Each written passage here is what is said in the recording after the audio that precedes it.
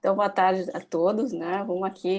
Estamos aqui reunidos, né, para o primeiro encontro de uma série de 3, que vai ser muito interessante, né, nessa parceria com a PTC. Temos aqui o André, né, Rabelo dos Santos, e o Eduardo Souza e o Diego também, né, Marcos. Todos acho que ali da coordenadoria, né, de Educação para a Mobilidade, se não me engano. É um prazer estar com vocês, tá? Eu não vou falar muito, vou deixar aí aberto, né, os microfones ali para vocês, tá? Acho que vai ser assim acho não, tenho certeza, vai ser uma contribuição super legal que a gente vai deixar gravadinho agora, começar nosso acervo aí de palestras e, né, que acho que é legal a gente deixar, né, registrado esses momentos de troca que são muito especiais, assim, né? Acho que enriquecem muito, tá? Obrigada e deixo aí a palavra com vocês. E Bora lá, aí, Rabelo. Quem vai, Diego, quer dar uma falinha inicial aí ou entra na sequência? Posso sim, é sempre um prazer falar com acadêmicos aí que estão na expectativa de poderem dar uma conversada com os agentes de trânsito da EPTC, que para muita gente aí ainda tem uma mística, né, de saber o que fazem os agentes, se realmente é só a questão da fiscalização, só de notificar veículos, ou se tem algo mais aí nessa função. Só me apresentando para todos, eu sou o Diego Marques, minha formação é na área de educação. Eu estou há 22 anos na EPTC, desde o início da EPTC lá, que começou em 98, né, junto com a terceira edição do Código de Trânsito Brasileiro. Enfrentávamos à época uma realidade bem diferente da de hoje, em nível de mortes no trânsito, dentro do perímetro urbano de Porto Alegre. Muita gente às vezes não se dá por conta, mas aqui temos acidentes fatais, uma recorrência, uma incidência razoável. Claro que em 99 eram muito mais acidentes, exemplificando, em 99 nós tínhamos 199 vítimas fatais. Vemos esse número decrescente positivamente, num recorte de ano em 2014, esse número caiu para 141, no ano de 2019 ele foi para 75, e no ano da pandemia, em 2020, ele caiu para 64. A gente sabe que influenciou isso, a pandemia, a diminuição da circulação, mas atualmente estamos tendo uma retomada do fluxo de veículos na cidade e, portanto, temos que redobrar os cuidados nesse sentido. Já aproveito para divulgar, né, o Maio Amarelo, que é um mês que é em nível mundial, onde a gente está com uma campanha forte educativa. Esse mês de maio, no dia 11 de maio de 2011, foi lançado essa campanha mundial com o desafio de uma década de reduções de acidentes e de estar chamando a atenção da sociedade para os riscos no trânsito. Como estamos aqui repletos de jovens, eu sempre gosto de falar que os cuidados com os jovens, a gente tem uma grande preocupação, porque muitas vezes a gente sabe que a questão da velocidade, principalmente, o estímulo à adrenalina, isso é um dos fatores de risco muito grande, e a inexperiência. A inexperiência, comprovadamente, a gente depois o nosso pessoal vai trabalhar mais especificamente com isso, mas é um dos fatores de risco presentes nos acidentes fatais na cidade de Porto Alegre, assim como de idosos. Então, quase todos nós temos idosos em casa ou conhecemos idosos. A gente tem que se preocupar bastante na questão das travessias, dos atropelamentos por veículos. Então, redobrar os cuidados e estar sempre dando uma orientação para os nossos idosos que a gente conhece. E essa tarde é uma tarde que vai ser de troca de experiência, como os guris falaram. Tanto o Eduardo quanto o Rabelo têm muita capacitação na área, já são profissionais de longa data que estão dentro da coordenação da educação para a mobilidade, que é composta por 20 profissionais. Todos nós temos uma formação acadêmica também em alguma área de conhecimento, assim como eles, e unimos esse conhecimento teórico com o prático que foi adquirido lá na rua, lá na fiscalização, onde todos nós passamos e fizemos de forma empírica, de forma prática, convivemos com uma realidade cruel, muitas vezes, do trânsito de Porto Alegre e de outras grandes capitais. Temos a felicidade de Porto Alegre ser hoje uma referência e ter números em nível internacional de redução de acidentes. Esses nossos números são hoje uma referência para o Brasil, para as municipalizações das grandes capitais, e hoje a gente tem essa felicidade, não comemora, nunca vai comemorar, enquanto esse número não for a utopia que a gente fala do 1.000, né? Porque a gente não pode admitir uma vítima fatal na cidade de Porto Alegre. A gente sempre faz uma brincadeira de dizer quanto é um número bom de redução de vítimas, o número que for, quando é um familiar nosso, será que seria 1? Seria normal? Não, né? Então, esse número nunca vai ser bom. Esse número, se for 1, ele é ruim. Então, ele tem que ser 0. E é para isso que a gente trabalha tanto na frente de engenharia, quanto na fiscalização, quanto na educação.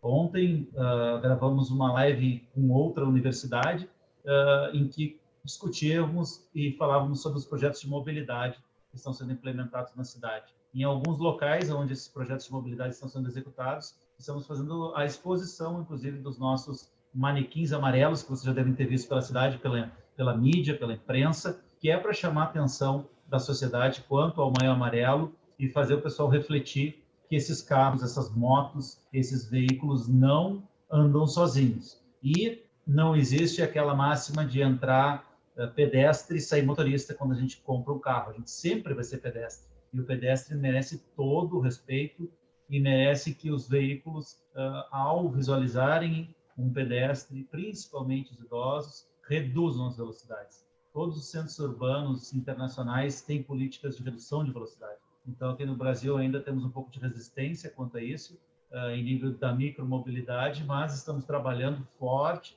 para mudar essa realidade e mudar, inclusive, a realidade da priorização do carrocentrismo. A gente está mudando essa lógica e as novas gerações, que eu incluo todos vocês aqui, já que nós somos mais velhinhos, né, e mais experientes, vocês serão fundamentais nas áreas que forem para trabalhar ou para dar aula, que vocês estejam apontando isso com as outras gerações que virão aí para a gente mudar essa realidade do Brasil, nível de Brasil. Esses números são preocupantes de acidentes e a gente está trabalhando forte aqui na EPTC já há mais de 22 anos com educação para o trânsito, com projetos de educação que começam lá na educação infantil e chegam aos públicos mais vulneráveis que consideramos que são os idosos e os motociclistas também.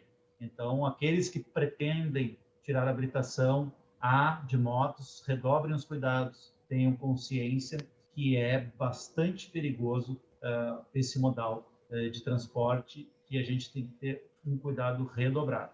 Mas vou deixar vocês nas mãos boas e qualificadas desse nosso grupo e agradecer já, antes de terminar minha fala, a professora Camila por a receptividade de sempre e a universidade também, a PUC, de estar nos recebendo mais uma vez dentro de um curso tão qualificado quanto é.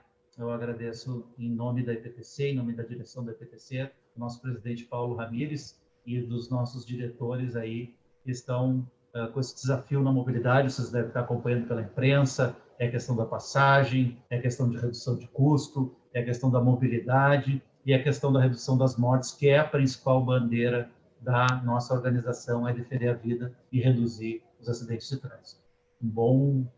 Uma boa construção de conhecimento conjunto aí. Passo a palavra ao André Rabelo, nosso colega. Obrigado, Rabelo, pelo convite. Vamos seguir firmes aí. Então tá, pessoal. Boa tarde, né? Se alguém chegou depois aí, a gente convidou todo mundo a abrir as suas câmeras e também os microfones quando sentirem à vontade. O Diego já... Rabelo, Diga. Rabelo, só te interrompendo, tem a Vitória ali, ela abriu a mãozinha ali, eu acho que ela quer falar depois. Não. Ó, ela tá dizendo que não. Tá, foi sem querer então, Vitória. Mas quando quiser... Acho que foi as palminhas. Aí, ó. Viu só? Palminhas. Isso aí. Então, me apresentando bem brevemente, né? Meu nome é André Rabelo, eu estou na EPTC aí desde o ano 2000, então estou fazendo 21 anos de casa, né? Primeiro concurso de agente de fiscalização. Trabalhei fiscalizando o trânsito durante 11 anos e há 10 anos trabalho com educação para o trânsito, né? Então a gente vai falar um pouquinho aí, a gente tem um ciclo de 3 encontros, os próximos 2 encontros eles vão ser mais técnicos, né? Focados na área de, enfim, planejamento de trânsito, planejamento de transporte, mobilidade sustentável. E hoje a ideia é a gente dar um panorama mais geral para vocês falar um pouquinho de educação para a mobilidade, né? O que é isso que tem dentro do EPTC, né? Porque a gente sabe que, apesar de a gente já estar aí desde 98 com a EPTC, trabalhando no município de Porto Alegre, fiscalização, educação e planejamento, as pessoas ainda vinculam muito só o fiscal de trânsito, só essa parte, né? Que é a que mais aparece, vamos dizer, o cartão de visita, né? É a fiscalização lá na rua. E a gente quer mostrar para vocês um pouquinho mais, né, do que acontece dentro da empresa. Então, vou deixar também para o Eduardo se apresentar e a gente vai batendo essa bola aí bem tranquilo. E aí, gente, tudo bom? Boa tarde, né? Oficialmente, estávamos conversando, para quem entrou mais cedo aí. Meu nome é Eduardo, tá ali escrito Diego, mas meu nome é Eduardo, não consegui fazer alteração agora na última hora. E vocês já viram que a gente gosta de falar aqui no setor, né? Só na apresentação aí levou bastante tempo. Mas, gente, é um prazer estar aqui, professora Camila. Obrigado pelo convite. A gente estava acostumado a recebê-los na nossa sede, e aí aqui a gente podia levar os grupos que vinham para conhecer as câmeras que a gente trabalha aqui, conhecer alguns setores bem específicos e bem interessantes, até para a gente conhecer um pouco do trabalho. E com o advento da pandemia ficou inviável esse tipo de atividade, né? Então, para nós ainda é algo que a gente não é exatamente como gostaríamos de estar conversando, que é presencial, que é estar trocando aquela ideia olho no olho. Agradeço quem prontamente aí abriu as câmeras. Quem não abriu também não se constrange, está tudo certo. E sem mais delongas, né, vamos começar a nossa conversa, reforçando para vocês que o mais importante é que vocês estejam fazendo essa troca conosco. A gente tem uma proposta aqui, uma abordagem para refletir um pouco a respeito desse processo, de como é que se construiu a nossa mobilidade ao longo dos anos e onde estamos, para onde vamos, enfim. Mas vocês têm que participar, acho que isso sempre melhora bastante a nossa conversa, o nosso diálogo e o nosso entendimento também. Tá, gente? Valeu. Vamos seguir aí, Rabelo. Outra coisa só para explicar para vocês também. Eu e o André Rabelo, a gente vai trocando. Uma hora eu vou interrompê-lo, outra hora ele me interrompe, e a gente vai construindo essa conversa aqui de forma bem informal mesmo, tá bom? Valeu, gente. E a ideia é que vocês façam a mesma coisa quando se sentirem à vontade. Então, essa parte inicial que eu falaria um pouco da história da IPTC e da coordenação, o Diego já fez essa introdução, né?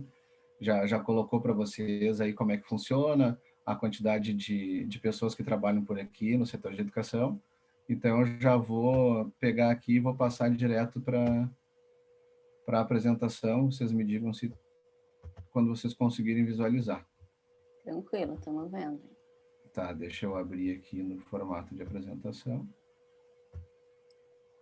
Tá, ele pulou o slide já, né? Aí. Enxergam cada vez que eu clico aqui, ele... Vamos botar um pause aqui. Sim, tá bem tranquilo. Tá. Então, pessoal, deixa eu... Tá, agora eu não estou conseguindo mudar. Isso que a gente ensaiou antes, né, professor? Abrimos aqui tudo. Na hora do ensaio sempre funciona, né? E ele demora um pouquinho também, viu? Agora deu tá, acho que agora deu. Isso, eu pensei que eu estava mudando... Tá, vocês estão enxergando aí sim. essa imagem do End Singer, né? Então, para vocês já deve ser algo normal falar sobre o Yang, eu imagino eu, né? Conhecido do pessoal aí, né? Idealizador desses projetos de cidades para pessoas, né? E eu achei interessante, a gente achou interessante começar com essa frase aí, né? Que ele traz num dos seus livros, né? Primeiro nós moldamos as cidades, então as cidades nos moldam. Como é que a gente moldou as nossas cidades? Como é que foi essa construção, né? E onde é que a gente está nessa imagem aí, mais à esquerda, mais à direita, mais no meio do caminho, né? Se a gente pensar Porto Alegre, se a gente pensar grandes centros urbanos, né? E se a gente não está ainda perto do ideal, o que a gente pode fazer, né? Qual a responsabilidade de cada um para mudar essa realidade. Então, essa provocação inicial aí é de como é que a gente moldou, né?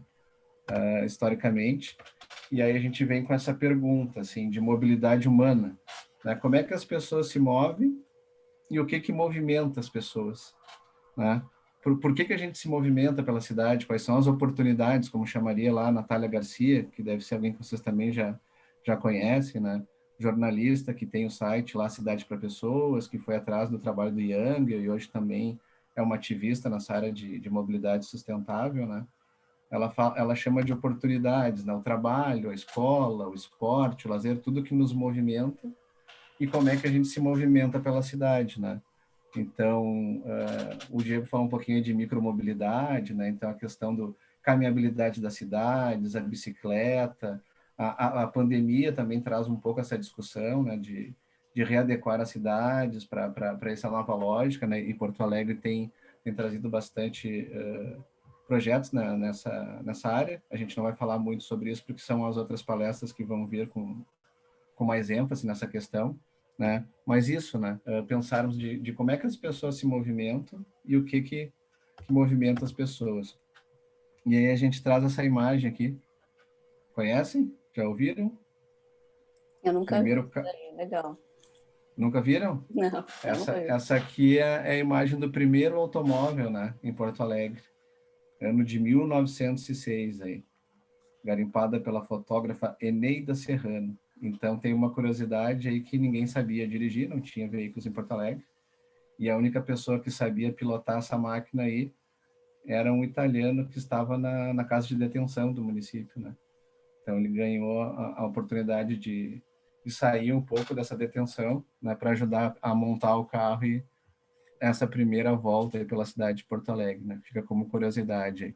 Vocês pensam, então, que em 1906, pouco mais de 100 anos, a gente tinha o primeiro automóvel. E olha como a cidade hoje, né, foi estruturada, né, para receber o automóvel, né? E em que momento em que a gente se direcionou para ser, acho que se falou aí de carrocentrismo, questão do rodoviarismo, né? Como que a gente se movimentou ao longo do tempo e transformou a cidade como a gente tem hoje. E eu não estou te vendo, tá, Eduardo? Mas a qualquer momento aí fica à vontade Tô na área aqui, né? para fazer comentários e também o pessoal se sentir à vontade. Eu não estou enxergando todos por causa da apresentação, mas chamem, abram o microfone, coloquem no chat Se e tu vamos quiser, trocando. tu consegue abrir, é só clicar no Zoom ali, quando tu compartilha, ele cria duas abas. Aí uma das abas tá as pessoas. Eu estou enxergando 4 pessoas. Tu que está falando, o Diego, o Arthur e a Vitória. Agora eu cliquei aqui Tá. num outro quadradinho e estou enxergando mais gente. Está Isso, chegando 6 agora. isso. Agora eu estou enxergando mais o Eduardo e a professora Camila. Legal. Obrigado pela Almoçando, dica né? aí, Bárbara. Pois é, Rabelo. Então, oi? Não, eu ia dizer assim, tu, de vez em quando toma uma aguinha e eu pego e sigo a fala aqui, né? E vice-versa, né? Não, essa aí era uma coisa que a gente tinha no presencial, né? Porque os dois têm essa mania de não parar mais, né? E aí o cara oferecia uma aguinha pro colega, né? Que era a hora que a gente conseguia trocar uma ideia. É isso, né, Eduardo? Tá lembrando É. disso? Ó, já tô com meu copinho aqui já. Pois Mas é. então, pessoal, depois dessa primeira imagem do primeiro automóvel, em 1906, pensando um pouquinho na estruturação, assim, na década de 40, a gente tinha cerca de 30% de população urbana. Imaginamos que a mobilidade, assim, não era um problema, assim, de grande monta como hoje, né? Se a gente pensar na década de 40 com 30% de população urbana. E se a gente der um salto aí para 2017, né? A gente vai ter mais de 80% aí de população urbana. É uma grande mudança, uma grande modificação, uma urbanização acelerada, e os projetos não deram conta, né, de estabelecer sustentabilidade, e por isso hoje a gente corre atrás dos prejuízos, né? Até porque a gente fez uma escolha, né, em um determinado momento histórico, a gente fez uma escolha por um sistema rodoviarista, assim. Se a gente for falar de Getúlio Vargas, lá na década de 40, né, na CSN, né, Companhia Siderúrgica Nacional, na Petrobras, um pouquinho depois ali Juscelino Kubitschek, né, na década de 50, tem uma ênfase muito forte na questão do automóvel, da importância, né? Então, esse caráter político. E também, se a gente for procurar aí, a gente tinha um módulo dentro de um dos cursos, que aí são umas 4 horas conversando, né? Então, a gente trazia muitos encartes de publicidade da década de 50, 60, 70, né? Mostrando essa questão do status que o automóvel proporciona, né? E até hoje a gente ainda tem, né, um pouco disso nessa questão de o automóvel é muito mais do que um facilitador entre distâncias, né? Ele é visto de uma outra forma e ele significa muito mais do que um meio de transporte. A gente sempre fala, né, e falava, não demonizamos o automóvel, acho que é um invento que facilita muito, né? Mas como tudo, e a gente sempre usava nas palestras presenciais o exemplo do celular, né? Sempre é o uso racional, né, que vai fazer a diferença, assim como o automóvel, né? Alguém falou aí. Acho que era contigo aí, Eduardo. Mas o uso racional, assim como a gente pensa hoje do celular, essa tecnologia, né? E a gente falava, o celular é tão legal que ele faz até ligação, né? Porque hoje tu pensa no celular como o aplicativo do banco, como eu chamo de Walkman, e ninguém sabe o que é, né? Fala MP3, pelo menos, né? Que é um negócio de música, né? Walkman era aquela fitinha com a bic que o cara rebobinava e ia no ônibus no meu tempo, né? Quer falar, Bárbara? Não? Só mexeu a mão? Pensei que ela queria falar. Mas, enfim, então a gente tem essa urbanização acelerada aí, tem essa questão política, né, da gente ficar com o automóvel como meio de transporte, vamos dizer assim, principal, as dimensões do Brasil, se a gente pensar, né, no nosso transporte de carga, né, pensar na lógica que é isso, né, a gente ter grande parte do nosso transporte de carga sendo rodoviarista, e como isso também acarreta na questão de acidentalidades, enfim, as questões dos caminhoneiros, a gente sabe de muitas histórias, né? E aí a gente chega nesse cenário aqui, né, de grandes centros urbanos, e a gente pergunta para vocês, aí vamos querer a participação, tá, pessoal? Se a gente olhar essa imagem aqui, né, a gente arriscaria dizer que a maioria das pessoas se desloca de automóvel, de ônibus, a pé, de moto, bicicleta, todos esses modais que temos, né? Se a gente olhasse só para essa imagem. Fala, seu Eduardo. Deixa eu te atrapalhar um pouco aí. Olha só, eu vou mais longe, Gabriel. Eu estou afirmando para o pessoal, essa imagem aí, ela evidencia como é que a maior parte da população brasileira se desloca nos grandes centros urbanos. É uma afirmação. E aí agora, depois dessa afirmação, uma pergunta que eu faço, e por favor, pelo menos uns dois aí abram o microfone e vamos participar aí. Pessoal, como é que a maior parte das pessoas se deslocam nos grandes centros urbanos aqui do Brasil? Alguém aí quer trocar essa ideia? Falar algo? De carro ou de ônibus? Boa, a Vitória falou isso? Vitória Roncar. É isso? Sim. Uhum. Boa, de carro ou de ônibus. Lembra que eu falei, pessoal, que essa foto ela mostra bastante a lógica das grandes cidades brasileiras, né? E a Vitória falou de carro de ônibus. Alguém concorda? Alguém discorda? O que vocês acham? Eu concordo. Eu complementaria. Pode falar, Luísa. Não, só ia falar que concordo. A Laura concorda, Luísa? Ia complementar só que principalmente em horário de pico, se observa muito motoristas sozinhos dentro do carro, né? Sensacional. Laura falou, né? Isso. Desculpa se eu me atrapalhar nos nomes aí, porque também aparecem alguns nomes, não todos. E assim, gente, Fabiola, tu vai me interrompendo também, né? A Laura chamou atenção para um detalhe. Normalmente, a gente vê por essa imagem aí que está meio que escurecendo já, né? E também pelo fluxo de veículos, em princípio não é uma imagem de Porto Alegre, mas poderia ser tranquilamente, né? Diante da realidade, a pandemia mudou um pouco o cenário, mas a gente já está vendo nas últimas semanas, aí nos últimos dias, que aquela, como até o Diego bem falou no início ali, que aquela realidade parece que já está voltando para nossas ruas aqui, né? Então, é um horário de pico. Faz sentido, né, pessoal? Não é Porto Alegre, mas poderia ser tranquilamente. E aí a Laura falou, olha, a maioria dos veículos tem uma pessoa dentro e tal. Isso a gente vê empiricamente no dia a dia nas ruas, né? Com base na fala da Laura, a gente acaba concluindo o quê, pessoal? Nessa imagem aí. Mais alguém quer contribuir? E o número de carros é muito superior ao que deveria ser, né? Boa, Arthur. Isso fica bem flagrante. Existem né? opções mais viáveis de transporte de quantidade de pessoas e a gente acaba se segmentando por diversos fatores, né? Eu fico pensando, por exemplo, em questão de segurança, de horário, se o ônibus vai passar no horário, se tu pode chegar no teu trabalho atrasado ou não, ou se o percurso é muito longo, enfim. Várias Arthur, coisas que fazem a pessoa escolher o carro. tu falaste algo bem interessante, cara, sobre essa ideia da confiabilidade, né? Que horas que o meu ônibus vai passar na parada, pô, vou ficar mofando na parada, enfim. Eu pego o ônibus, tá? Todos os dias. Eu costumo utilizar o veículo normalmente só final de semana mesmo.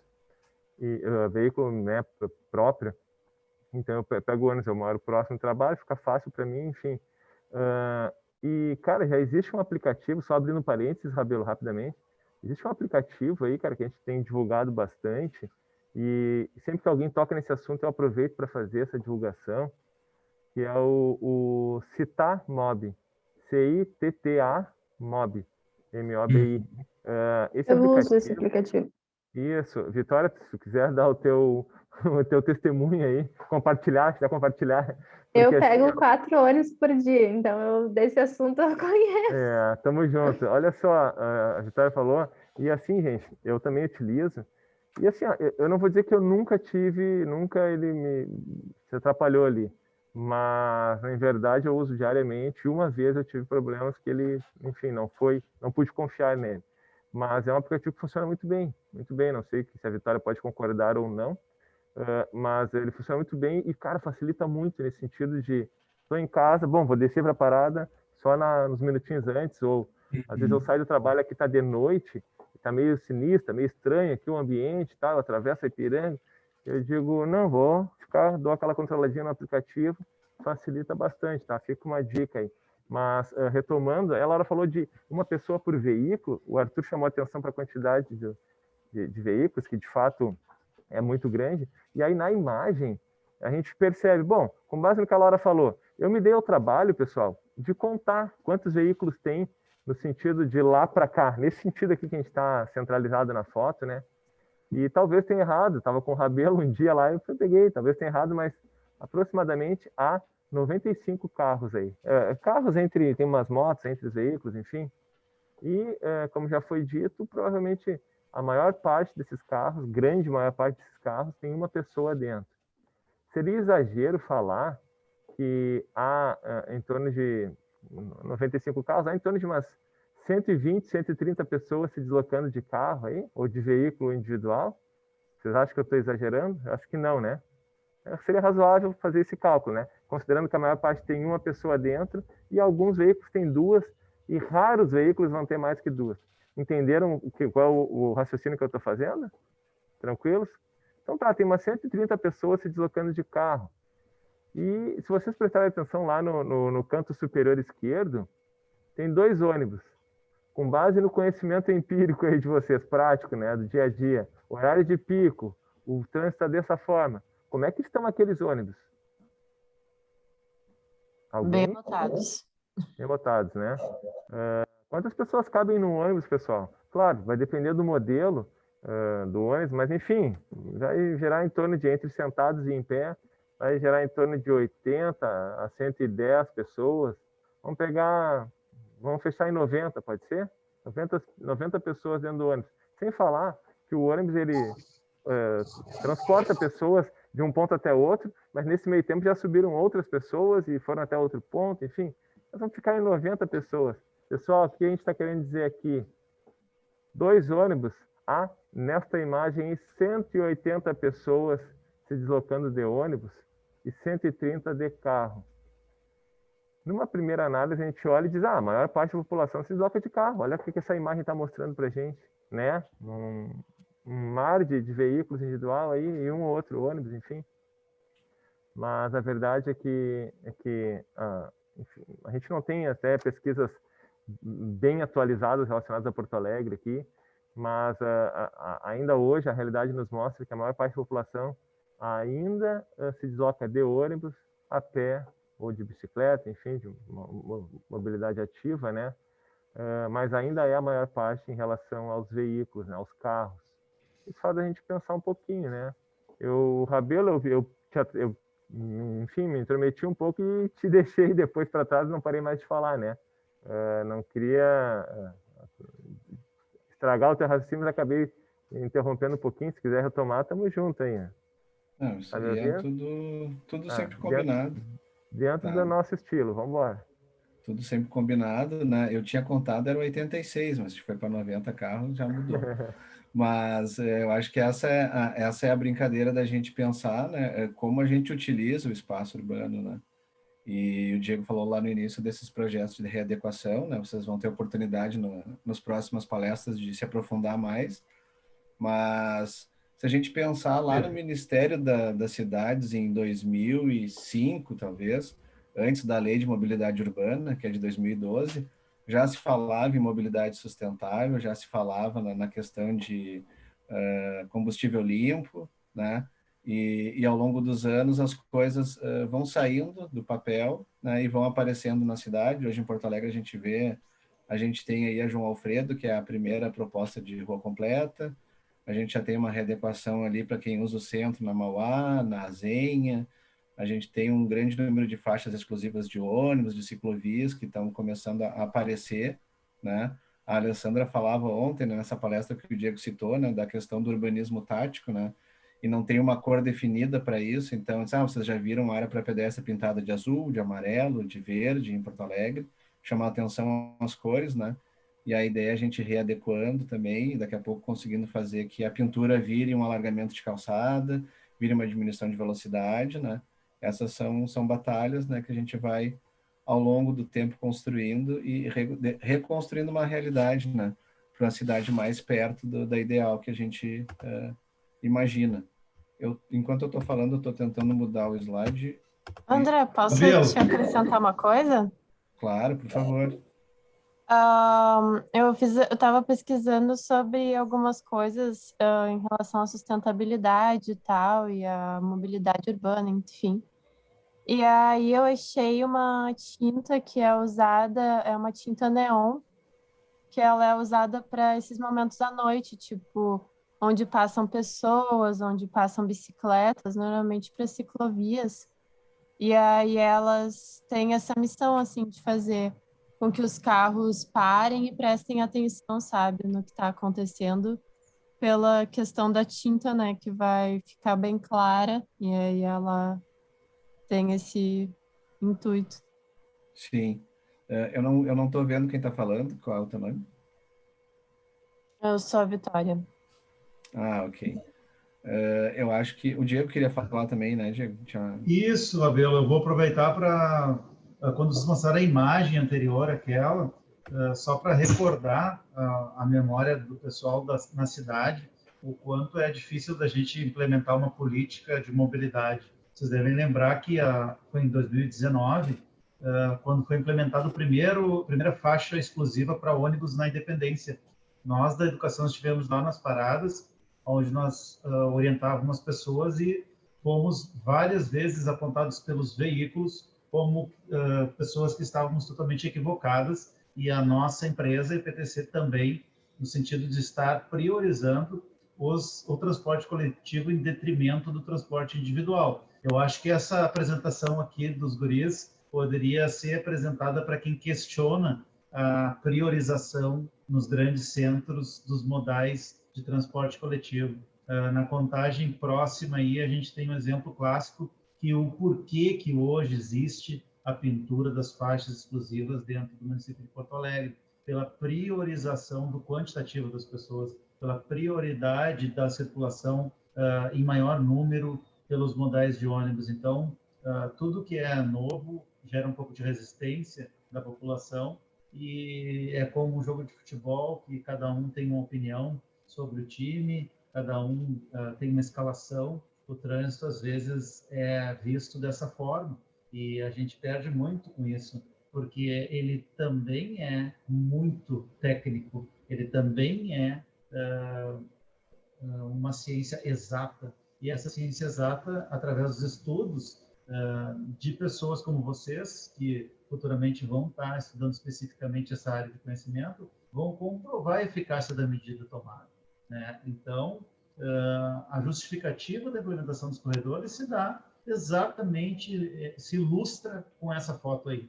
ela ilustra bem por que Porto Alegre resolveu investir tanto nessa cultura de priorização dos corredores em detrimento do transporte individual. E respondendo à pergunta, não foi uma pergunta, na verdade foi uma afirmação quanto à tinta, né? A gente tem em Porto Alegre hoje alguma tinta, são vários tipos de tinta para pintura viária, né? A gente usa em alguns casos a microesfera refletiva, que ela é aplicada posteriormente à tinta e ela serve para ficar refletiva à noite quando o farol bate na sinalização. Então a gente já tem alguma coisa nesse sentido, ainda não uma específica assim fluorescente, porque isso o custo dela certamente é bem grande e a gente sabe o quanto o planejamento e as verbas destinadas a transporte muitas vezes são bem escassas no sentido de o que a gente gostaria de entregar e a realidade financeira de cada pasta, de cada secretaria, a gente sabe o quanto é limitado.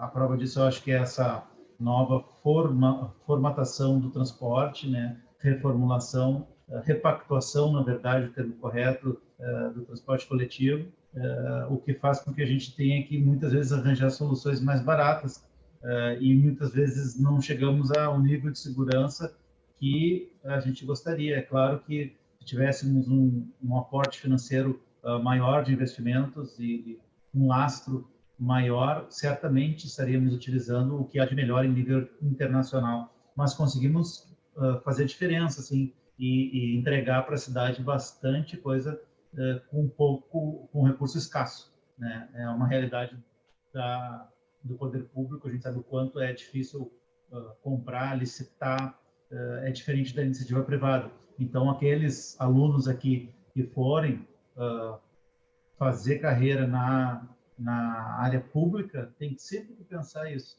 Tudo aquilo que a gente planeja tem que ter muita antecedência e a gente vai por um processo de compra. A própria tinta. A gente não consegue comprar tinta para daqui uma semana e nem para daqui um mês. A gente tem que comprar tinta através de processo público, através de processo eletrônico, com concorrência ampla, com vários orçamentos. Isso demora, isso leva bastante tempo. Então, isso tem que estar no cálculo do projeto também. Quando é para a área pública, esse timing aí, que ele é um pouquinho maior, sujeito a recursos de algumas empresas, sujeito a apontamentos do Tribunal de Contas, sujeito a todo tipo de investigação até mesmo. Então, temos que ter um processo transparente e um processo correto para não ter problema, e bem feito, seguindo as diretrizes das leis que regem, exemplo da 8666, que é uma lei de licitações, tem que ser respeitado todo o processo para poder se implementar algum projeto viário que vá demandar compra por parte do poder público. Mas é bem legal essa ideia e essa sugestão aí das tintas refletivas, né? Quiçá, daqui a pouco a gente não consiga estar implementando isso a médio e longo prazo na cidade. Vai ser bem legal. Acredito que vai ter um resultado bem positivo. Obrigado pela contribuição, Vitória, né? Pode ir, Rabel. Ok, então é isso, né? Essas trocas sempre vão acrescentando possibilidades, né, dentro e essa a gente vai falar um pouquinho depois do projeto Universidades, dentro desse nosso programa da coordenação mais adiante, né? Mas é muito enriquecedor sempre as trocas, né? E ideias, geralmente, micro-revoluções, às vezes são ideias simples, né? Que alguém ainda não executou. Mas eu tinha mudado já de imagem, né? E colocava uma pergunta aí, né? O que é preciso para uma boa mobilidade humana? E a gente traz essa imagem de uma rotatória, né?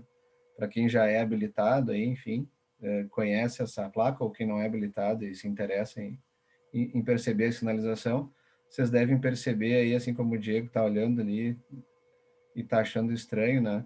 Que essas setas da rotatória parece que elas estão viradas ao contrário, né? Ou então é uma placa inglesa. Mas a ideia, dentro do que o Diego falou, de uma equipe multidisciplinar lá no setor, a gente tem um colega que é da Artes Visuais, que é o Júlio, e ele sugeriu que a gente invertesse essa placa de rotatória para falar sobre essa questão do que precisa para a mobilidade humana andar bem. a gente precisa que todos os eixos, né? Então, a gente tem ali o eixo do esforço legal, que a gente falava no início, né? Falamos em EPTC, a gente vai lembrar do agente de fiscalização, vai lembrar da autuação, vai lembrar do esforço legal, vai lembrar da fiscalização. Né? Vocês da arquitetura vão lembrar bastante da parte de planejamento também, né? Essa parte da engenharia, e a gente tem um eixo de educação, e tem lá no meio, né, no miolo, o eu, né? O que eu posso fazer também, né? Qual é a minha parte, né? A minha responsabilidade nisso tudo.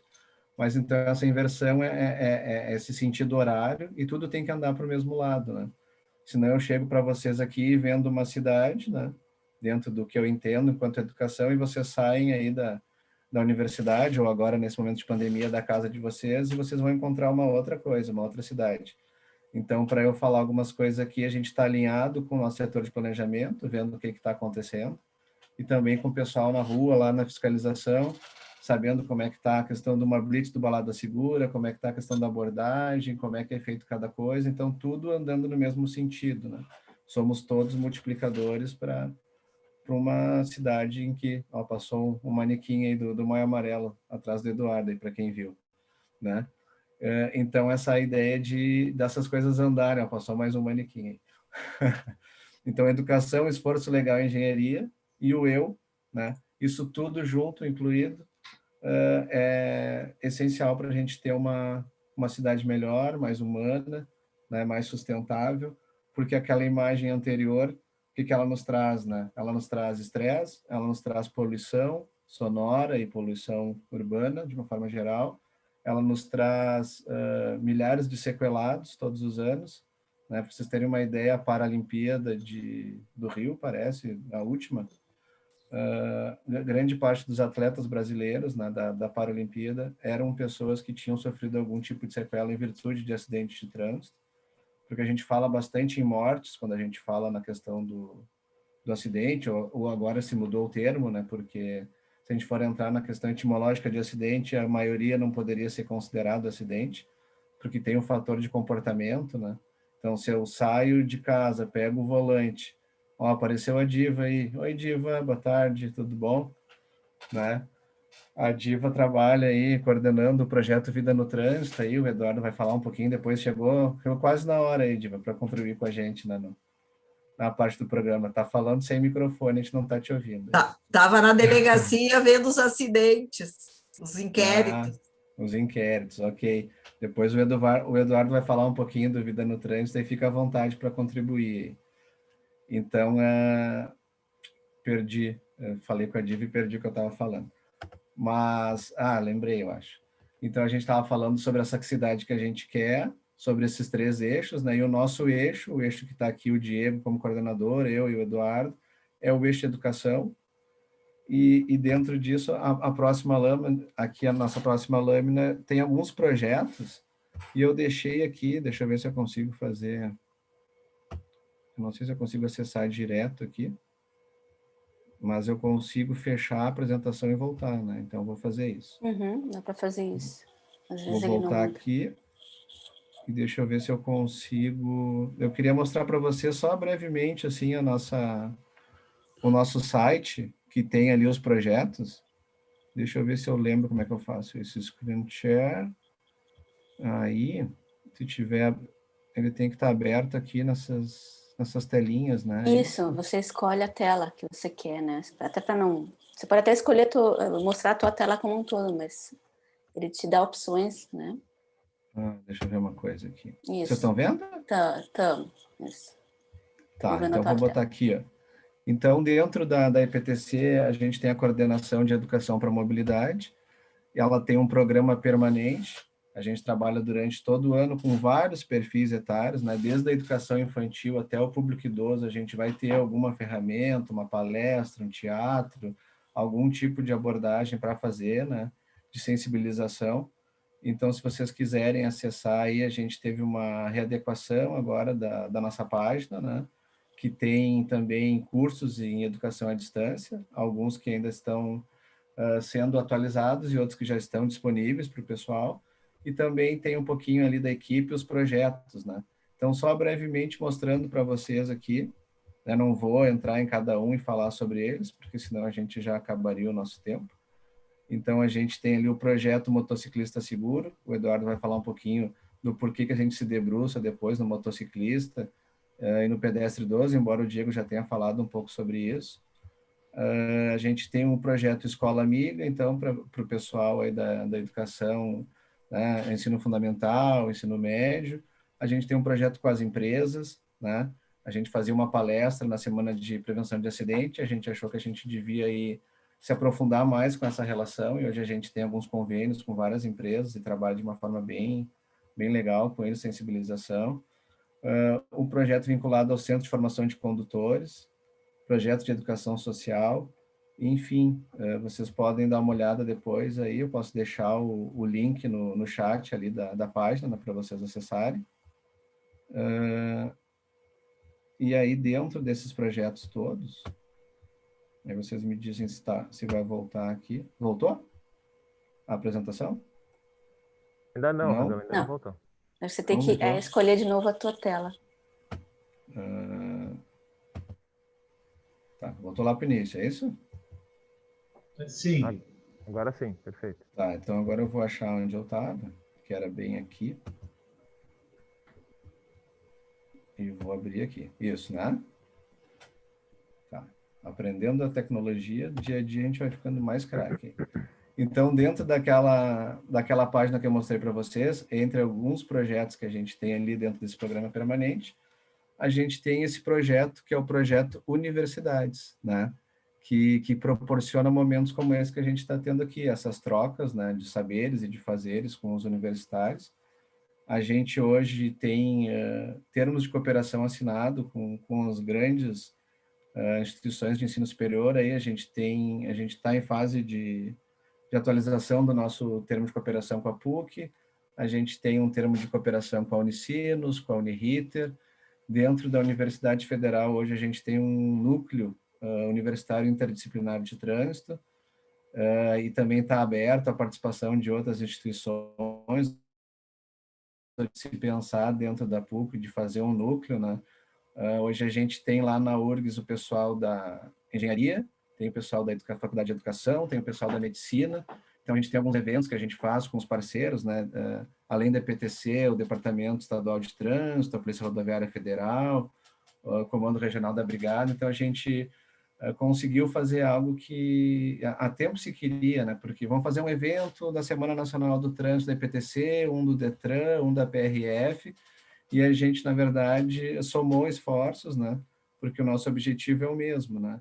É uma cidade mais sustentável, mais qualidade de vida, menos mortes no trânsito, mais qualidade de vida. Então, a gente conseguiu, a partir desse núcleo, né, fazer vários eventos em conjunto. Então, esse projeto, que é o Projeto Universidades, ele nos proporciona também, a gente tem, já fazendo aí uma pré-divulgação, esse ano a gente vai para o 6º ano, né, do desafio Micro-Revoluções Urbanas, que a ideia é o pessoal, os acadêmicos pensarem, às vezes, ideias simples e que vão fazer toda a diferença. Aí, um exemplo de um projeto em 2017, se eu não me engano, da Unicinos, que era o Braille nas paradas de ônibus, né? A ideia do desafio Micro-Revoluções Urbanas não é que aquele projeto vá ser implementado, né? É uma troca de saberes mesmo, o que está sendo pensado dentro da instituição na teoria e ver como funciona na prática no poder público. O Diego falou um pouquinho aí, né, dos processos, da burocracia, de como a gente tem que atuar, né, para compra de materiais ou para implementar os projetos. Mas em 2017 um projeto da Unicinos conversava com alguma coisa que a gente já havia de alguma forma pensado e se alinhou, e ele chegou a sair, né? O Braille nas paradas de ônibus foi um dos projetos que foi bem interessante. Tem vários outros nessa área da arquitetura, enfim, que aparecem aí, e vocês já ficam convidados, né, a participar, e a gente vai divulgar mais amplamente assim que o edital sair.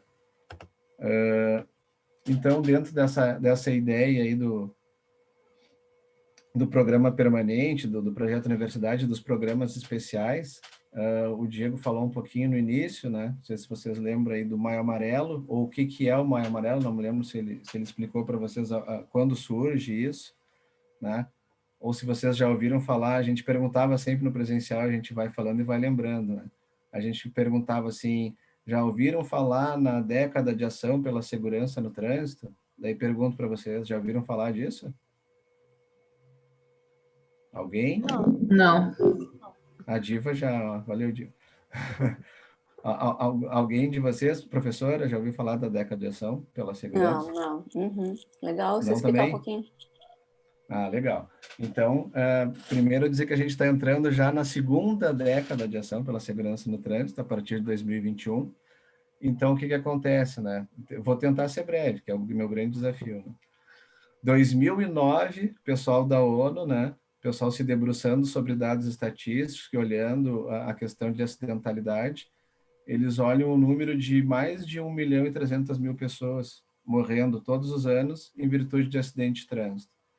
Mais ou menos a população da cidade de Porto Alegre, acho que a gente está com 1,5 milhão, um pouquinho mais, né? Então, imaginem que no mundo morriam lá 1,3 milhões de pessoas. E eles fizeram uma estimativa, né? Até 2020 ou até 2030, a quantidade de pessoas que morreriam se não fosse feito nenhum movimento. A partir daí, em 2011, em maio, né, é criada a primeira década de ação pela segurança no trânsito, onde todos os países signatários da ONU deveriam fazer ações de esforço legal, de engenharia, né, de educação, pensando em reduzir em 50% o número de óbitos e de sequelados no trânsito. Então, isso foi lançado em 2011, o Eduardo levantou o dedo aí. Fala, Eduardo. Não, acho que é relevante também trazer para o pessoal, Rabelo, que esse número absurdo, né, de óbitos e a projeção que projetava para 2020 1,9 milhões milhão de mortes, ele também considerava esse número absurdo, né, significativo. Ele entendia que se pensava muito na ideia aliás, ele se concentrava em cerca de 5 países, a maior parte, cerca de 80% desse número absurdo, se concentrava em 5 países. Adivinhe se o Brasil fazia parte desses 5 países? Né? Lamentavelmente, sim. Então, o desafio lançado pela ONU, pela Organização das Nações Unidas, era nesse sentido de, olha, desenvolver ações durante uma década para reduzir essa projeção que se tinha. E o Brasil fazia parte dos 5 principais países onde esses acidentes com lesões e mortes aconteciam. Então, na verdade, o Brasil ainda faz parte dos principais países do mundo com acidentes de trânsito com vítima fatal, mas a ONU chamou atenção em especial para esses países, né? Então, o desafio nosso aqui foi bem grande, continua sendo grande, né? E a partir de então, Rabelo, falando para o pessoal também, a partir de então, políticas públicas começaram a ser desenvolvidas, né? A partir desse pacto que o Brasil firmou, signatário da ONU que era, disse, não, então tá, é fechado, vamos lá, vamos atrás. E a gente ressalta sempre, assim, a melhoria, por exemplo, do atendimento pré-hospitalar de urgência e emergência, né? O SAMU, a gente teve uma melhora significativa. O próprio atendimento hospitalar também foi bem importante nesse contexto. E aí foi uma das políticas públicas criadas a partir desse pacto firmado com o Brasil foi a criação do programa Vida no Trânsito, que a gente vai falar um pouquinho daqui a pouco. O Brasil, de certa forma, se organizou e desenvolveu algumas políticas nesse sentido. Mas agora, no final dessa década, né, em 2020, se mostrou insuficiente as políticas adotadas, mas muitos resultados positivos foram obtidos a partir desse desafio lançado. Rabelo, eu tomei a fala de ti, comecei, não parei, tu me interrompe daqui a pouco então, beleza? Na verdade, eu vou te passar já para falar do programa Vida no Trânsito, mas antes disso, só para eu tirar da tela aqui a imagem dos manequins, né? Eu falava da década de ação em 2011, né, que começou, então, de 2011 a 2020, esses países tinham esse desafio de redução de 50%, e quando foi o terceiro aniversário da década, em 2014, maio de 2014, né, foi lançada essa campanha por uma OCIP, chamada Observatório Nacional de Segurança Viária, e é uma campanha hoje de cunho internacional, né? A questão do amarelo vincula a questão da atenção, que é a cor usada no trânsito para chamar a atenção, e o mês de maio, porque em maio de 2011 foi assinado, né, esse acordo e o início dessa década. Então, em 2014, inicia esse movimento de Maio Amarelo, Então, todos os anos a gente se debruça, como eu falei para vocês, a IPTC na parte de educação e todas as outras esferas, né, trabalha todos os dias, né, no seu cotidiano para essas questões. Mas em maio a gente tem essa campanha que bate forte na mídia, que chama as pessoas para conversar, né? E esse ano o pessoal está colocando em vários pontos da cidade esses manequins com um QR Code que remete para a campanha, né? Para chamar a atenção de que o Diego falou um pouco sobre isso, né? O carro não atropela ninguém, né? A moto não derrapa na curva, são sempre pessoas a pé, pessoas na bicicleta, pessoas no skate, na moto, no caminhão, né? Então, a gente humanizar esses dados, entender que cada pessoa que está sequelada ou que está morta, o que isso representa para a família, né? E a partir daí, como o Eduardo falou, né? A partir da década, algumas políticas públicas, e eu passo para ti, Eduardo, que trabalha também de forma mais aprofundada sobre a vida no trânsito, né? Para falar um pouquinho também, e a Diva... Diga. Rapidinho. E diminuiu essa estatística nessas primeiras décadas? Vamos falar, Vitória, vamos falar daqui a pouco aqui contigo, só reforçando o que o Rabelo falou sobre o Maio Amarelo, também se utilizou daquela estratégia bem sucedida, né, de outras campanhas tão importantes quanto essa, o Outubro Rosa, o Novembro Azul. Então a gente aproveitou o mês de maio, que foi o lançamento desse desafio que a ONU propôs, né, para todos os países, e utilizou o maio, e o amarelo é da atenção, como o Rabelo bem falou, e a gente vem reforçando cada vez mais. Mas então, retomando um pouco da fala que eu estava fazendo, e o Rabelo também, foi criado o programa Vida no Trânsito, como resposta a esse pacto firmado, né? E a ideia, vou falar bem en passant, até em função do nosso tempo, a ideia dessa política pública tu pegar e conhecer, enriquecer de informações de cada região, porque os problemas aqui de Porto Alegre, por exemplo, no trânsito de Porto Alegre, eles podem ser bem diferentes dos problemas do trânsito de São Paulo, ou enfim, de outra capital, de outra região do país. Então a ideia inicialmente o programa se ocupou de qualificar os dados, qualificar as informações, porque antes tu tinha um acidente de trânsito, um óbito, por exemplo, no trânsito, e tu ia verificar os bancos de dados pertinentes, né? Vamos ver o que a IPTC diz. E a IPTC tinha um número X. Vamos ver o que o Detran tem de informações. O Detran tinha um número Y. E a saúde? E a Secretaria da Saúde do Estado? Enfim, o Ministério da Saúde. Pô, tem um número Z. E esses números não se conversavam. Então, eram informações que, de certa forma, cada um tinha um número, não se tinha bem certeza. Uma pessoa que se acidentou ali na esquina foi deslocada para o hospital e veio a perder a vida alguns dias depois. Será que foi contabilizado como um acidente de trânsito ou não? Então, todas essas questões foram se resolvendo, né? A partir do programa Vida no Trânsito, foram se comunicando os bancos de dados, em especial saúde e trânsito, que tomaram à frente o programa Vida no Trânsito, foi uma política pública do Ministério da Saúde, mas que o trânsito também, né, através do Ministério das Cidades, enfim, se aproximou, e a gente começou a desenvolver. Primeiro conhecemos, foi criado a Diva está aqui no grupo ainda, né? Está aqui nessa atividade, e a Diva é a coordenadora da nossa comissão de análise de acidentes aqui de Porto Alegre, da qual eu participo. E eu queria dizer para vocês que existe um grupo essa comissão, né? Esse grupo de profissionais, seja da IPTC, seja da Secretaria da Saúde e outros órgãos que de alguma forma se relacionam com acidentes de trânsito. E a gente se reúne toda terça-feira de manhã, pessoal, normalmente terça de manhã, para fazer a análise minuciosa, minudente, de cada acidente que ocorre na cidade de Porto Alegre. Com lesão grave, alguns, a gente não consegue fazer a análise de todos, mas hoje a gente pode afirmar que todo acidente com vítima fatal que ocorre em Porto Alegre, existe um grupo que faz uma análise bem minuciosa para tentar entender, afinal de contas, por que esse acidente ocorreu? Quais são os perfis das pessoas envolvidas? Quais são os fatores contributivos para que aquele acidente ocorresse?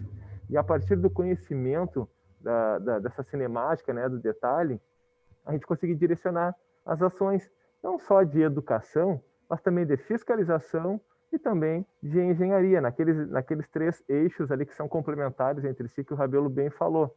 Então, não é à toa, por exemplo, que hoje a gente vem cada vez mais fortalecendo essa política de priorização do pedestre, né, de um cuidado maior, de redução de velocidade em em locais conflagrados, né, por veículos, enfim, até mesmo a priorização do transporte público em detrimento do espaço para o veículo individual. Isso tudo são políticas desenvolvidas no sentido de qualificar e reduzir o risco para aquela população vulnerável no que se refere ao acidente de trânsito. A gente tem sim, Vitória, alguns números que eu quero mostrar para vocês, mas eu acho importante que vocês compreendam bem a sistemática do Vida no Trânsito, que era, a partir da análise, do conhecimento, da informação local, desenvolver as ações bem específicas. Não é à toa que foram intensificadas as blitzes, especialmente direcionadas, em princípio, para as chamadas baladas seguras. O pessoal, no início, balada segura, tá louco? Você vinha só para a gurizada, né, que saía na noite aí direto. E antes do advento do balada segura, a gente tinha um perfil bem específico, bem direcionado com relação aos óbitos que havia em Porto Alegre. Jovens, normalmente final de semana, sábado, domingo, sexta. A alcoolemia sempre um fator muito, muito alto, muito presente nos acidentes com vítimas fatais. Este era o perfil até que o balada segura foi intensificado aqui na nossa cidade e no estado também. E o perfil começou a mudar. O número de vítimas começou a cair. Eu peço para o Rabelo voltar, Rabelo. Eu vou trazendo informações. Volta uma lâmina, por favor, aí. Vou mostrar para a Vitória e para todos os colegas. Eu nem vi que eu estava mudando, desculpa. Isso, assim, ó, gente. Aqui são números que, se puder subir um pouquinho, Rabelo, porque não está aparecendo o ano embaixo ali. Não, volta. Enfim, acho que o ano acabou, na hora da projeção, acabou sumindo. Para mim aparece, para ti não? Para mim não, mas eu posso falar para o pessoal tranquilamente. Pessoal, esse 12, esse último, né, essa é uma linha anual de números absolutos de óbitos que tivemos em Porto Alegre. Eu posso afirmar para vocês, amigos, que a partir do advento do Vida no Trânsito, da comunicação do banco de dados com o hospital, com o EPTC, com os órgãos que se envolvem, a gente tem, olha, é quase um CSI, assim, a galera vai atrás das informações quando tem dúvida, quando não entende muito bem o que aconteceu com aquela pessoa que veio a perder a vida e entrou num hospital. A gente vai atrás, tenta descobrir o que aconteceu, através de câmeras, laudos periciais. O Instituto Geral de Perícia é muito parceiro nesse sentido, a Polícia Civil também, por ocasião dos inquéritos policiais. Todas as informações que a gente consegue relacionadas àquele acidente, a gente leva para um grupo que faz uma análise e tenta mapear e identificar o que aconteceu, o que motivou aquele acidente. Então, a partir daí, a gente hoje podemos afirmar que desde o advento, né, desde 2012, a gente tem 100% dos acidentes com vítimas fatais, acidentes de trânsito com vítimas fatais, mapeado. E as razões, né, enfim, os fatores que contribuíram de alguma forma. Claro que um ou outro detalhe, às vezes tu tem muita informação relacionada a um acidente, e às vezes outros acidentes tu tem muito pouco, e aí tu tem que fazer todo um trabalho e às vezes tu não encontra. E aí tu fica só com... A gente não pressupõe nada, tá? E a gente fica com a informação que a gente tem. Vamos lá. Este último quadrinho que tem 12, pessoal, refere-se a este ano de 2021. Mas eu já digo para vocês que ele não está atualizado. Na verdade, até o presente momento, a gente está com 21 óbitos no nosso trânsito de Porto Alegre este ano. Eu chamo a atenção para o mês de abril, que foi um mês que deu uma subida vertiginosa, significativa. 100% dos óbitos que nós tivemos, dos 6 óbitos que tivemos no mês de abril deste ano, foram de motociclistas. Não foi à toa que o Diego chamou a atenção. Motociclista é hoje o nosso perfil mais preocupante, é hoje o nosso maior desafio enquanto órgão público, enquanto sociedade, né? A população toda não é só do órgão público, mas é nosso desafio enquanto sociedade de conseguir fazer uma redução, porque são números que vêm aumentando significativamente nos últimos anos.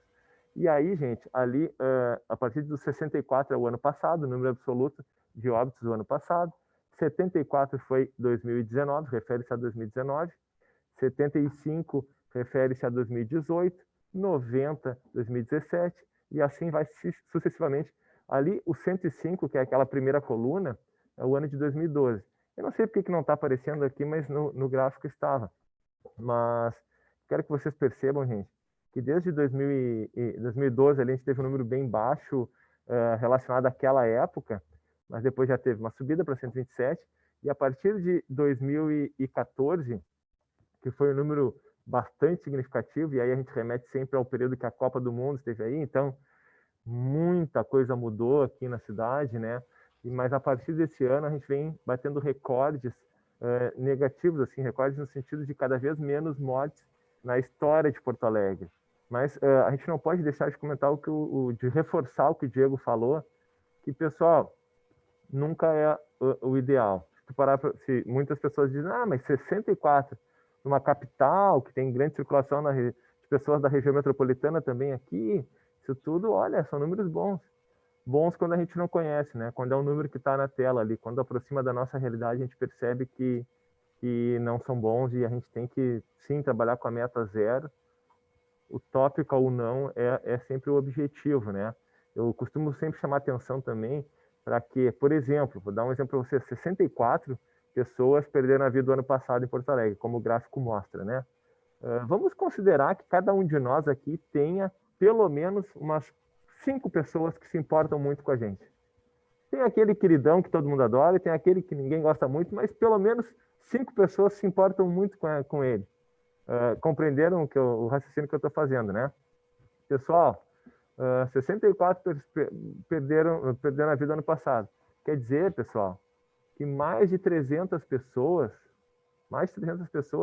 neste momento, estão vivendo, seguindo essa vida, trabalhando, estudando, assistindo uma palestra, talvez, ou fazendo uma palestra, como se tivesse um pedaço arrancado do coração, da alma, porque não superou a perda dessa pessoa querida o ano passado. E eu conheço pessoas que estão passando por isso neste momento. E eu estou falando só do ano passado, porque se foi um pai, uma mãe, um filho, um esposo, uma namorada, enfim, pode ter sido lá em 2012. Ainda dói aqui. Ainda dói uma perda. Então, é importante que a gente tenha... por que eu trago isso sempre? A gente lembrar que os números que estão aqui são pessoas, são histórias de vida. Isso não pode nunca sair do nosso entendimento, para que a gente tenha esse amor pela causa de reduzir cada vez mais até que a gente chegue a zero. Lá pelo 2012, 2013, eu participo do Vida no Trânsito há bastante tempo também. Peguei quase desde o início. A gente até não imaginava possível assim uma queda, uma redução tão significativa. E aos poucos a gente vai percebendo que não, quando tem um trabalho complementar, de educação, de fiscalização, de engenharia, e é óbvio, né, gente, não é só a IPTC fazendo isso, é a sociedade se comprometendo, compreendendo. Antigamente, poucos usavam cinto de segurança, antigamente, beber e dirigir era algo que era relativamente comum, as pessoas não... mas eu vou descobrir onde é que está a blitz, eu fujo por lá e não tem problema. Hoje, tu já vê no teu círculo de amizade muitas pessoas com outro entendimento, dizendo, não importa onde é que está a blitz, não importa. Eu não quero me colocar em risco. Então, essa compreensão, ela é determinante, essa compreensão um pouco mais profunda, ela é determinante para que a gente consiga uma mudança significativa, né? Nessa estatística. Estamos conseguindo, que eu digo, não é a IPTC, é a cidade de Porto Alegre que está conseguindo. E, felizmente, a década de ação pela segurança no trânsito proposta pela ONU, mais de 2011 até 2020, Porto Alegre foi uma das poucas capitais do Brasil que conseguiu atingir aquela meta, né, de reduzir em 50% a projeção de número de óbitos em uma década, né. Ocorre que a partir ao final dessa década, houve uma nova conferência, né, um encontro ministerial global, e para fazer uma análise, uma avaliação olha, como é que foi, como é que os países se comportaram, qual foi o resultado. E, de fato, o Brasil conseguiu uma redução, mas uma redução que não foi suficiente para atingir o objetivo e o pacto proposto, né? E se compreendeu que, bom, avançamos, sim, mas é necessário manter. Então, uma nova década foi relançada pela ONU, né? Uma segunda década, poderíamos dizer assim.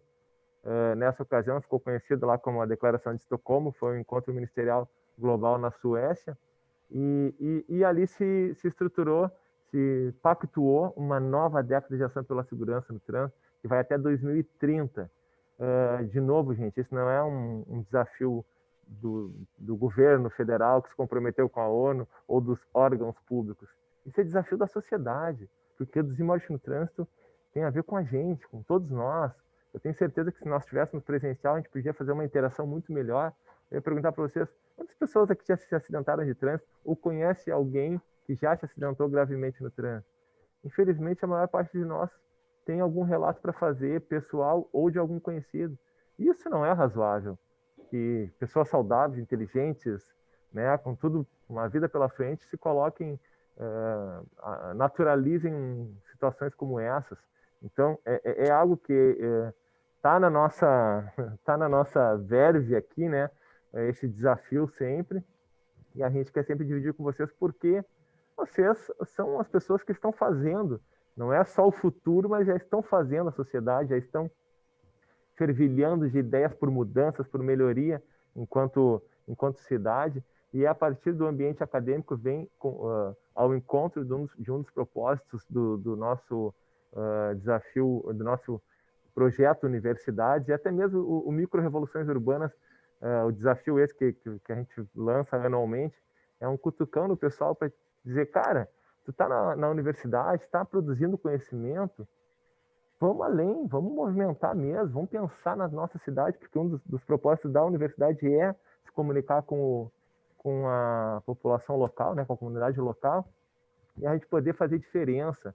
E nesse tipo de relação, todos ganham. A universidade ganha por ter uma proximidade com o poder público ganha por óbvio, né, por ter esse conhecimento transcendendo os muros da universidade, e o universitário, vocês, enfim, poxa vida, está tendo contato com a realidade, e aí tu vai ver, como o Diego bem falou ali, que nem sempre a realidade é tão simples e tão fácil, então que a gente tem que adaptar muitas vezes as nossas ideias, e o trânsito tem essa complexidade, também já foi dito aqui, muito significativa.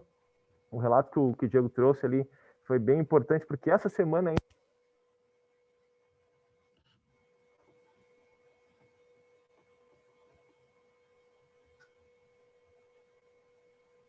Eu perdi o áudio do Eduardo, não sei se vocês também.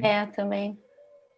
Nós perdemos, mas eu gostaria de aproveitar, Rabelo, se tu me permite, aí, tu é o organizador por parte da EPTC da reunião, na verdade não é uma reunião, né, é esse encontro.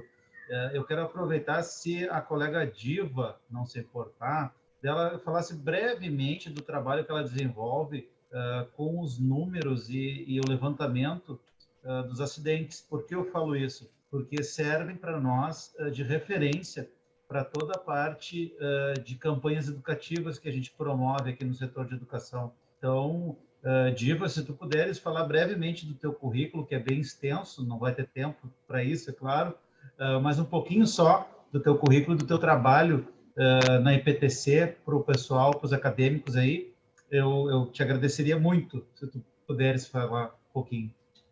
Não, posso sim. Até eu sou engenheira civil, esse ano completo 40 anos de formada, 40 anos de contribuição para o CREA, né? E já fui por um tempo, por 5 anos, eu trabalhei como perita criminalística, porque eu tenho especialização na área de trânsito. Na EPTC eu estou apenas 10 anos. E quando surgiu a década de ação, lá em 2011, eu fui meio que por acaso convidada para participar, e no fim a gente pegou do início e começou a desenvolver, aproveitando o meu conhecimento na área de perícia, a relação, e aí que eu tinha um entendimento, ninguém faz nada sozinho. Então, qual era a ideia, qual era o grande desafio inicial? Unificar pessoas, unificar dados, porque cada órgão, né, cada órgão público, que nesse caso eram órgãos públicos, tem uma forma de ver os dados, né? A saúde entende que ela tem que ver como residência, onde é que mora a pessoa que se acidenta. Para nós, órgão de trânsito, onde foi o acidente? E quem que contribuiu para esse acidente? Não é tentar descobrir o culpado, isso é uma questão de polícia. A nossa é quais os fatores e condutas de risco que causaram aquele acidente, né? E agora mesmo eu cheguei atrasada porque eu estava na delegacia vendo os inquéritos, né, que eu vou uma vez por mês, para a gente dissecar. Então, nós nos unimos, nos despimos de vaidades, nós como órgãos públicos, né, nos unimos, criamos um grupo que praticamente o mesmo desde 2011, e pegamos essa análise do acidente como base para subsidiar a engenharia no seu planejamento, a educação, para que focasse efetivamente as ações onde as causas, onde está acontecendo os acidentes mais graves, né? E junto às vítimas mais vulneráveis. Então, a partir dessas análises que a gente, bem como o Diego disse, e o Eduardo, que no caso aí está aparecendo como Diego Busma, que é um outro colega, mas é o Eduardo, a gente analisa, assim, tenta entender exatamente o que aconteceu, né? Então, a gente vai, no caso, a gente se divide as atribuições. Para mim fica a parte, eu vou no local, eu vou atrás de câmeras. Ontem mesmo fui na Panvel da Cavalhada tentar buscar umas câmeras. Então, a gente tenta tudo que... O SAMU é um parceiraço, que ele é o que chega primeiro, junto com os nossos agentes de trânsito, né? Então, a gente conversa com nossos agentes, eles já têm treinamento para buscar informações sobre aquele acidente, não só sobre o trânsito, porque, na realidade, quando tem vítima, a IPTC cuida só do trânsito. Da vítima, quem cuida é a Brigada Militar e o SAMU, né? E se há morte no local, o IGP. E então a gente une todas essas informações, as secretarias da saúde também se beneficiam com essa valorização, com esse entendimento do acidente, porque ajuda a qualificar as declarações de óbito, o personagem que faleceu, né, a vítima fatal, o que ele era dentro daquele contexto do acidente do trânsito. Ele era um ocupante, ele era o tipo de acidente que, para nós, órgão de trânsito, é fácil enxergar, né, ver, mas já para uma Secretaria da Saúde, onde o foco é um outro, é mais difícil. Então, nós damos todos esses subsídios para eles, para poder qualificar. Então, no fim, é uma malha de órgãos, de setores, qualificando as informações para a sociedade, né, que é o nosso grande... E com isso a gente tem conseguido baixar os níveis, a gente tem conseguido enxergar a nossa cidade, né, e propor projetos como o pedestre idoso, porque nós verificamos que das pessoas que se acidentavam, atropeladas, a grande maioria eram pedestres, então eram idosos, então a gente tem que fazer alguma coisa. O motociclista, esse ano estamos assustadíssimos com o crescimento dos acidentes com motos, como cresceu os acidentes graves, né, os com morte sem CNH regular, né? Então, isso está nos preocupando, a gente está vendo o que a gente pode intensificar para atingir esses públicos dentro dos nossos projetos, né? Então, e todo mundo, eu digo assim que eu não gosto de cachaça, mas é uma cachaça, né? É uma cachaça porque a gente está sempre antenado, está sempre querendo qualificar, né? Diva, você acha que isso tem a ver, né, dos motociclistas, a questão da pandemia e muitas pessoas procurarem novas formas de renda, porque também adquirir uma moto é mais barato e às vezes não tem essa qualificação, como está colocada, condutor sem habilitação, né? Acho que tem muita gente que está buscando renda, de repente, por entrega, delivery, e às vezes isso... Será que isso tem a ver, talvez? Pois é, né? Até as entregas aumentaram também por causa da pandemia. Sim, até nós, Porto Alegre, tinha a gente descobriu nas análises, mas isso desde o início das análises, que foi 2012, A gente achava que quem morria na nossa cidade de motociclista era a teleentrega, eram os motoboys. Não, eles se acidentam muito, eles representam 75% das vítimas acidentadas nos hospitais, que a gente tem esse controle semanal de todas as vítimas que entram nos hospitais de trauma, que é o HPS e o Cristo, né, para descobrir o que cada um deles, qual é a participação deles. Mas não era, eles se acidentam, não morriam. Só que este ano, né, já na metade de 2020 para cá, e este ano, os motofreitistas estão também falecendo, né? E hoje eu penso assim, ó, tirar o CNH, né, se qualificar, é uma questão social hoje, né? Eu acho que os órgãos, né, o governo como um todo tem que pensar um pouco já teve uma época da CNH social, eu acho que nós temos que repensar isso, porque ou tu compra moto para sobreviver, ou tu tira a CNH, as duas coisas tu não consegue, e numa panela vazia a gente já sabe onde é que pende, né? Então, sem dúvida. Mas, então, eu acho que isso aí dá uma ideia do tão minucioso, tão técnico que é esse trabalho, para que não sempre acha que não saiu do nada. E se a gente não tem informação suficiente para pontuar os fatores de risco de acordo com tudo, com essa metodologia que já veio pré-pronta para nós aplicarmos, né? Não se pontua. Né? Então, a gente não inventa, a gente não... tanto a parte de alcoolemia, tudo a gente vai ao DML, a gente tem as informações do HPS, do Cristo, né? Então, tudo tem um fundamento técnico baseado para que as ações sejam concretas, né? E não baseada em ilações ou achismos, né? Então, assim, tem um grupo grande, entre aspas, que somos 10 mais ou menos, né, de vários órgãos que se debruçam sobre isso, sobre os projetos, se atrás, e com o apoio das nossas direções, porque sem o apoio dos gestores, nós não chegaríamos a lugar nenhum, né?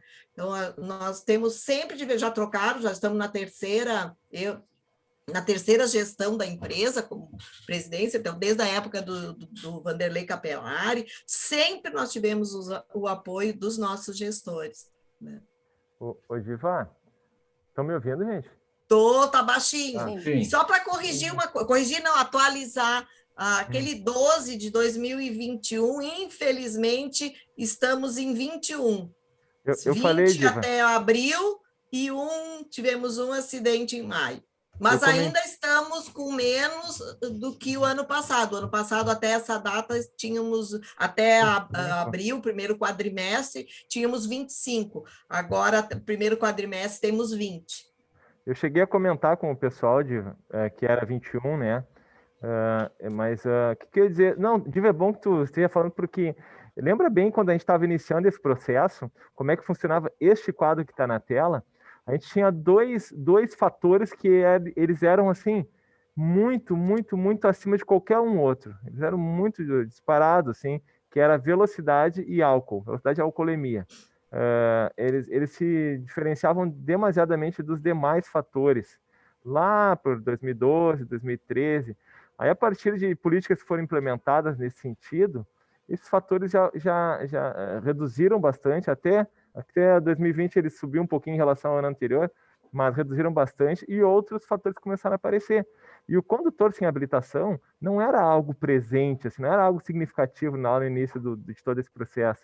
E hoje ele está aí como um dos fatores mais presentes nos acidentes. Há diversas razões, né? Uma delas, sem dúvida, tem a ver com o que vocês falaram, a Camila e a Diva, né?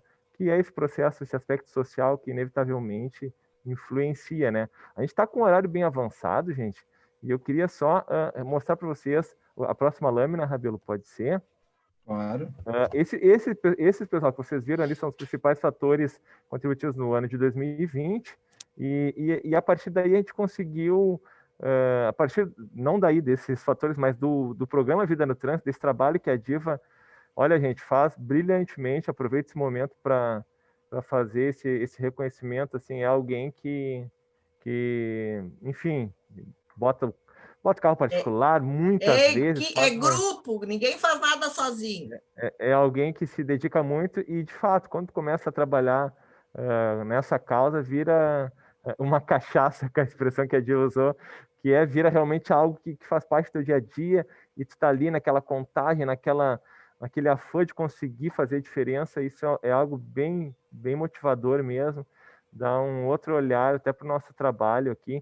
Mas a partir desse trabalho do Vida no Trânsito, a gente começou a perceber esses dois perfis que o Diego trouxe no início, a gente veio falando ao longo do período, e que se relaciona com tudo que vocês ainda vão ouvir, porque essa é uma palestra mais para, digamos assim, sintonizar, para a gente criar uma sintonia com relação à conversa, trânsito, porque virão as outras palestras do ciclo que nós vamos ter, e a gente vai falar mais de projetos. Eu e o Rabelo, a gente não organizou para trazer muito esses projetos, por causa que vocês vão revê-los, né, em outro momento, mas vocês vão ver que muito do que a gente vem desenvolvendo enquanto empresa, enquanto órgão gestor, tem a ver com a conversa que a gente está tendo aqui, com políticas desenvolvidas no sentido de tentar adequar a essa realidade. Esses dois perfis em especial representam um percentual muito grande dos nossos óbitos, o motociclista e o idoso pedestre, o idoso condutor, o idoso pedestre, na condição de pedestre. A gente acabou descobrindo que Porto Alegre é a capital com maior proporção de idosos do país. Agora, na pandemia, esses números reduziram um pouco em função da presença do público idoso nas ruas, enfim, mas, de forma geral, era um público também que nos preocupava bastante. E aí, a partir do trabalho, eu comecei empiricamente mesmo, pegando um ônibus, andando, a perceber o quanto esse público é presente, o quanto a gente precisa pensar uma cidade inclusiva para todos os públicos, porque até pouco tempo atrás, pessoal, era normal as famílias ter 3, 4 filhos. Normal. Pouco tempo atrás. Até pouco tempo atrás era normal. Na minha infância, eu ia visitar o meu avô e ele tinha 64, 63 anos e a gente ia visitar ele na casa dele, porque ele estava velhinho, ele já não saía muito de casa. Olha só, final dos anos 80. Era essa a realidade, porque a expectativa média de vida do brasileiro era essa. Então, mudou muito. Hoje a expectativa média de vida é muito maior. Hoje a pessoa com 60, 70 anos, ela está a 1000, está nas ruas, está trabalhando, está fazendo de tudo um pouco. A realidade da população brasileira mudou. A população está envelhecendo, está vivendo cada vez mais e também as famílias tendo cada vez menos filhos. Isso tudo tem um impacto direto no nosso dia a dia, na nossa cidade. E vocês que estão pensando e projetando, né, enxergando o futuro da nossa cidade, o presente também, é inevitável que se tenha essa compreensão desse processo de transformação demográfica pelo qual o mundo inteiro passa, mas o Brasil em especial ainda Porto Alegre. Então, a gente começou a entender que é necessário, sim, preparar as cidades para esse processo que está acontecendo na sociedade. E toda essa fala retoma lá naquela fase inicial, né? Naquela fala inicial do Jangel, né? Primeiro nós moldamos a cidade, depois as cidades nos moldam, né? É um pouco disso, é também de certa forma um fechamento, mas essa primeira conversa que vocês estão tendo aqui será retomada em outros momentos.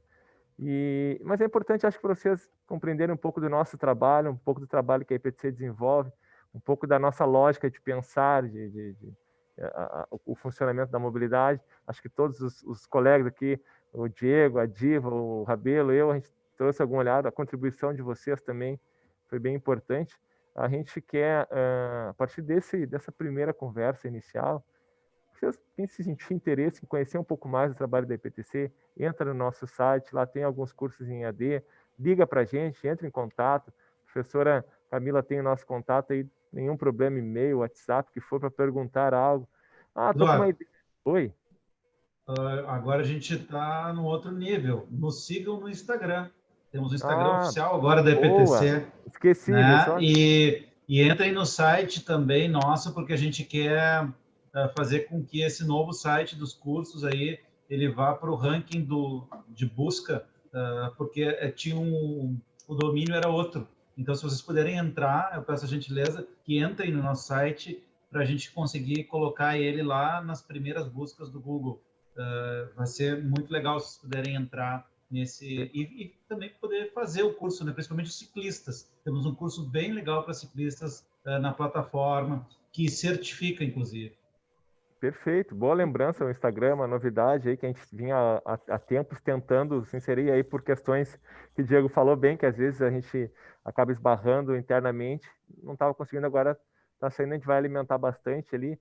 Pessoal, tem o desafio Micro-Revoluções, é uma oportunidade de tu pegar e converter esse momento que está na academia em algo que faça diferença para ti, participar de um momento como esse, encosta na professora, incomoda a professora Camila, incomoda o professor Márcio e outros professores, entre em contato conosco. Tô com ideia, não sei muito bem, vamos dar um jeito, vamos construir. A ideia é a gente fazer algo que seja prático, algo que seja interessante para vocês mesmos. Não é para ser colocado em prática, como o Rabelo explicou ali, não é essa a ideia. Se for, puxa, que legal, melhor ainda. Mas olha que experiência bacana tu poder trazer uma ideia diferente para a tua cidade, fazer a diferença, e quiçá ela ser colocada em prática, poder dizer, olha, isso aqui eu participei, isso aqui eu ajudei, eu construí.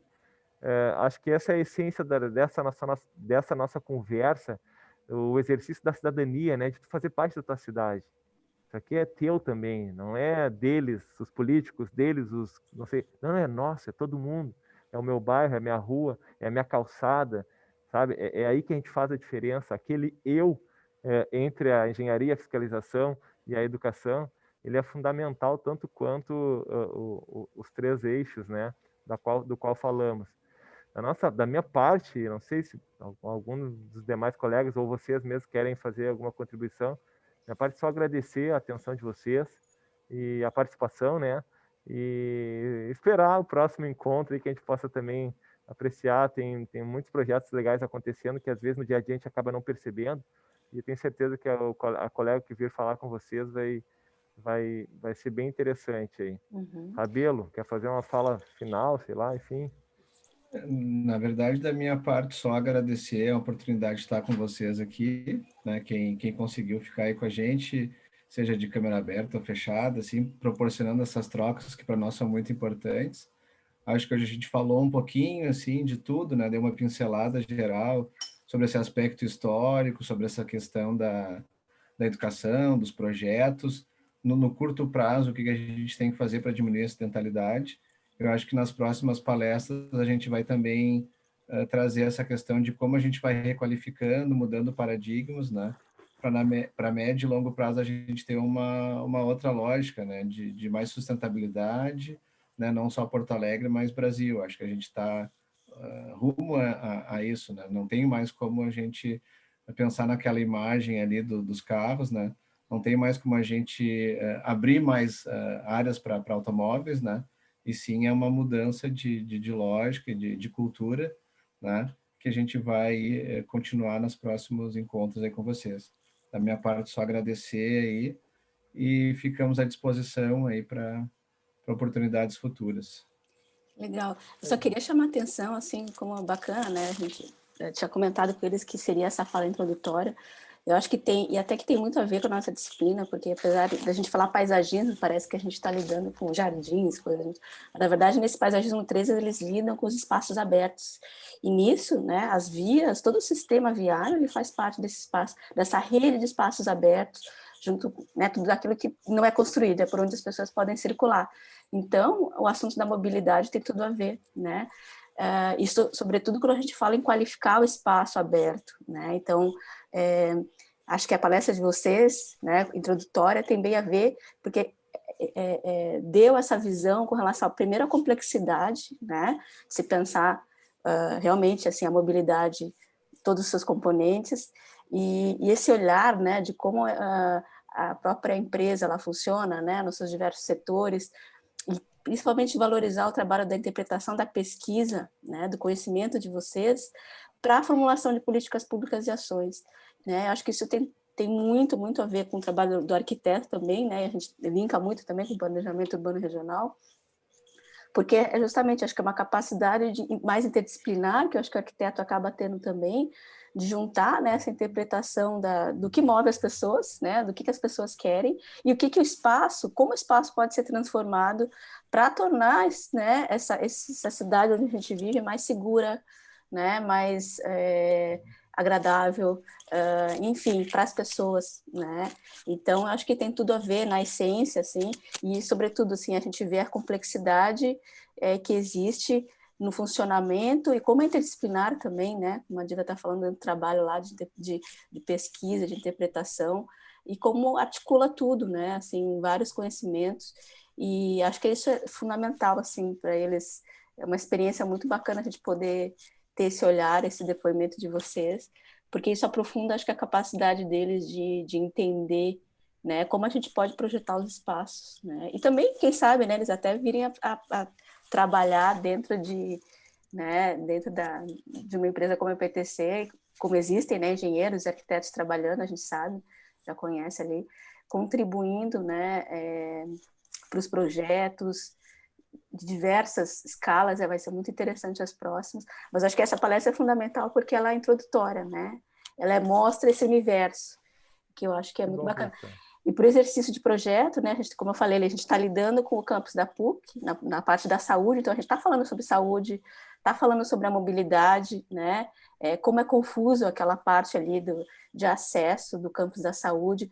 Estamos falando, lá existem centros, né, até de geriatria, então a gente também está falando do idoso, também está falando de espaços que curam, né? Então, acho que são contribuições muito legais para eles pensarem, né, possibilidades em termos de intervenção, e que podem vir a ser, né, pequenas ideias que podem também, de repente, fazer parte ali né, do concurso lá do Micro-Revoluções ali, né? Como a gente pode pensar o espaço mais seguro, né, para o idoso, enfim, para qualquer usuário, né? Mas no sentido Inclusive, a Camila falando, acho que o Eduardo lembrou da mesma coisa, talvez, do Dr. Terra, né?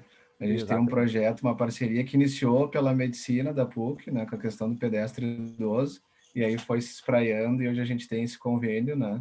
Que eu chamo de guarda-chuva, em que a gente pode estar atuando, né? Em diversas disciplinas, como tu falasse, é multidisciplinar, é transdisciplinar, entre a história, entre a biologia, entre a parte da arquitetura, tudo conversa com o trânsito, né?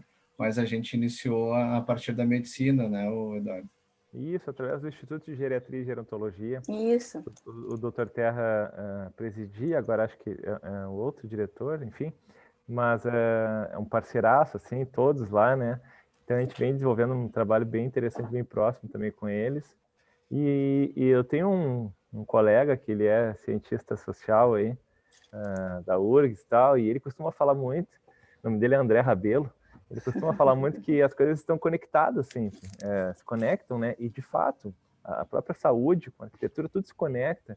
A gente, só a título de informação, enquanto tu falavas, professora, eu lembrei que cerca de 70% dos leitos hospitalares dos setores de traumatologia e ortopedia são ocupados por uma pessoa oriunda do acidente de trânsito. Isso não é razoável, né? Então, tudo existe uma conexão, né? Quando a gente fala em planejar o trânsito, seja por parte de um arquiteto, de um engenheiro, enfim, de forma segura, de forma a contemplar o público mais vulnerável, se relaciona também, nesse sentido, com a acidentalidade, com a ocupação hospitalar e outros aspectos. Enfim, gente, foi um privilégio. Eu tirei a máscara porque agora os colegas saíram, enfim, e aí eu fiquei mais à vontade aqui, mas estou seguro, né? E para nós foi um privilégio, viu? Obrigado pela atenção de todos vocês. Hein? Obrigada a vocês, né? Só a Vitória, acho que queria fazer uma pergunta, Vitória. Sim, por favor. Não só naquela parte que estava relacionando com a cadeira, eu achei também interessante relacionar até a questão tem muita relação de questão de priorização do automóvel, né? Que a gente está trabalhando numa área que existe muito espaço aberto voltado somente para estacionamento, com pouca acessibilidade, enfim. Então, eu acho que existe essa demanda a gente não pode simplesmente tirar o estacionamento de lá, né? A gente tem que achar uma solução para isso, porque existe essa demanda, até como a gente viu na foto que vocês trouxeram na palestra, né?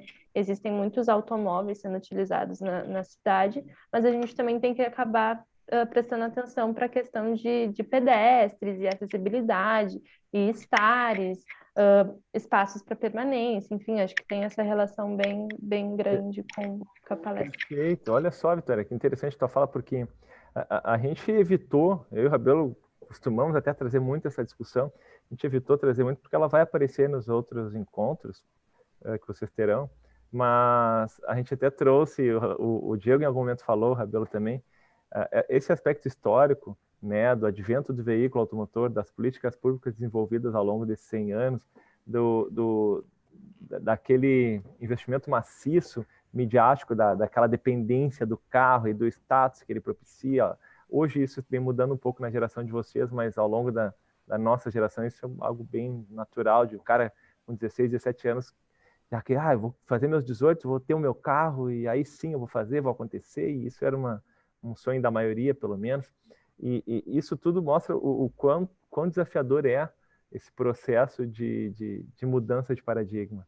Tu bem disseste, né? Eu estava falando, acho que quando meu microfone caiu, que um cara me abordou essa semana me dizendo um monte de coisa que era um absurdo que estavam fazendo ali na Zenha, porque a fluidez estava tendo tranqueira, porque os carros não estavam fluindo.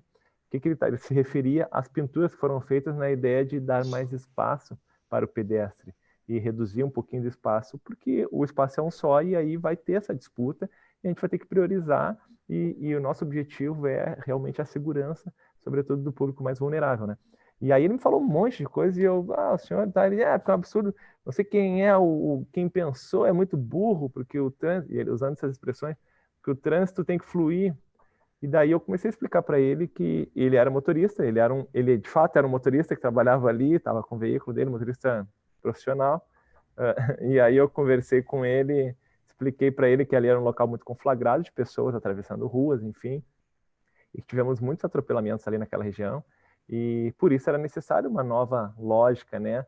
E que o interesse dele como motorista era a fluidez, mas havia outras pessoas naquele contexto com interesse diverso do dele, e que essa compreensão é fundamental para que a gente minimamente compreenda a complexidade da mobilidade urbana, humana nas cidades. E aí ele, enfim, e tal, no final meio que desarmei ele, mas ele não gostou muito, mas saiu para lá. Mas esse, o desafio de fato, tu bem falaste, Vitória, chamou atenção para um detalhe importante, não para algo bem importante, mas ele vai aparecer nas outras palestras, e a gente não quis trazer muito, mas a gente trouxe essa conversa que até para mostrar um pouco da complexidade que é tu repensar, reordenar e mudar um paradigma. Porque às vezes eu e o Rabelo nas palestras presenciais a gente levava uma varinha mágica, imaginária, para as atividades e entregava para a pessoa. Olha, a gente tem uma varinha mágica para poder mudar o trânsito. O que tu vai fazer com essa varinha mágica para melhorar o trânsito? E o que as pessoas faziam com essa varinha mágica imaginária? Eu vou construir um viaduto ali sei lá, e aí dizia uma avenida grande aqui de Porto Alegre, ou eu vou ampliar a Nilo, porque é uma loucura, às 6 da tarde fica uma tranqueira, ou eu vou ampliar a Protásio, que é uma loucura, que é uma tranqueira, e aí a gente fazia essa provocação, porque normalmente vinham essas respostas, e a gente mostrava que essa lógica de ampliar, de pensar com a cabeça do carro, do motorista, a boa parte das pessoas, depois a gente perguntava quem é que vem de carro, quem é que vem de ônibus, a maior parte não vinha de carro, mas ele pensava o trânsito com a cabeça do motorista do carro, porque nós fomos doutrinados a pensar assim enquanto sociedade. Então, não é simples, não é fácil, mas esse processo ele vem acontecendo, essa mudança de paradigma, essa mudança de olhar, gradualmente vem acontecendo, é importante a tua fala, e vocês vão ouvir um pouco mais sobre isso mais adiante aí. Tá, já gente? Sabe, né, Eduardo, que não adianta... A gente sabe, né, às vezes é difícil algumas pessoas entenderem, né, ou visualizarem isso, que não adianta construir mais viaduto, alargar, né, isso foi feito na década de 80, sempre foi feito, quer dizer, nunca vai dar conta, quanto mais você construir e alargar, sempre vai ter mais carro, né, ao passo que, de repente, vocês vão ver depois, né, essas ações de urbanismo tático, ela tem que ter muito penso, tem que ter muita análise, muita pesquisa, mas é muito mais eficiente e às vezes muito mais barato do que, né, você chegar a ter que construir viadutos, que são infraestruturas super caras, né, uma vez que você implementa uma via, tem vias na Europa lá que estão desde a Idade Média, é muito difícil você tirar e mudar, né, porque você tem infraestrutura, tem tudo junto ali, então, quer dizer, é melhor você qualificar, né, e a gente tem visto isso, e isso é uma esperança, acho, né, porque abre uma luz no final do túnel, né? Porque construir mais e alargar mais, a gente viu que não tem jeito. Já aprendemos que não, né? não é a solução. E o impacto, né, sobre a vida das pessoas é isso, é mais acidente, é mais morte, né? E atingir, acho que a origem, e ainda bem que essa geração está mais consciente disso, né? Eu acho. Professora, minha preocupação com o tempo de todos nós, do pessoal aí, mas, enfim, a gente, para nós, é sempre um privilégio. Estão me ouvindo? Com certeza. A Di vai fazendo um sinalzinho. Sempre para nós é um privilégio. Vamos retomar isso, então, em outro momento aí. E, mais uma vez, agradecer a todos e todas que estiveram conosco aí. Isso aí. Legal, parabéns. Obrigada. Até, gente. Obrigadão, viu, professora, pela oportunidade. Obrigada a todo mundo. Obrigada, boa noite. Bem, obrigado. Obrigado, boa noite. Obrigada. Tchau, pessoal. Obrigada, Obrigado. boa noite. Um abraço.